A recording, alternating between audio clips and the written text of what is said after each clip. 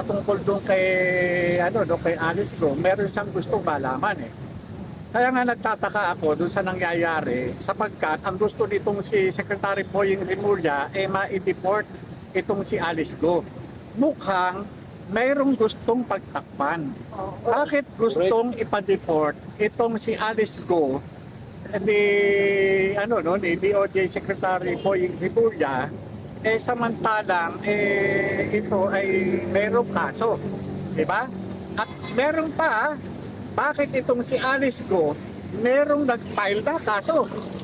Kasi ang pagkakaalam ko bilang alagad ng batas, yung mga ganyang POGO operators o POGO personnel para hindi ma-deport, pinakasuhan. Saan At nila yung mapag-deport sa...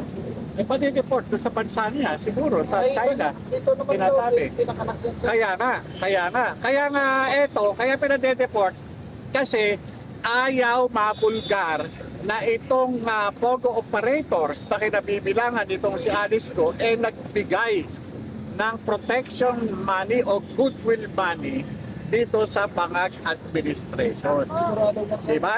Tingnan ninyo. Kapag raw si Tebes ay pina-extradite papunta ng Pilipinas, sino ang susundo? Anong eroplano ang gagamitin? Philippine Air Force. Si Pastor Apollo Kibuloy, nung sumurrender, saan sinakay? Sa eroplano ng Philippine Air Force. Si Alice Go, Private... nung galing sa Indonesia, saan sinakay? Special... Diba? Special... Sa special plane, di ba?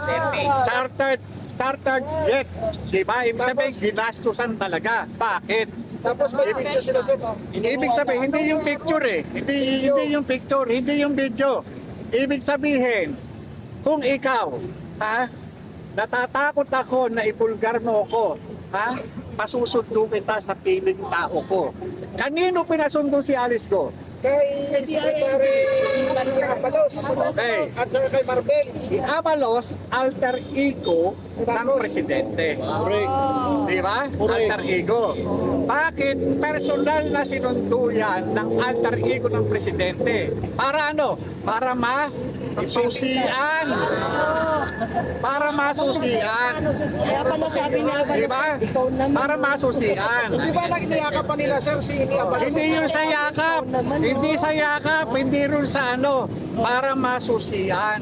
Ang mga nagbugot. Diba? Huwag ka na magsalita. Kami na bahala sa iyo. Wow, Ha? grabe. Yun, no?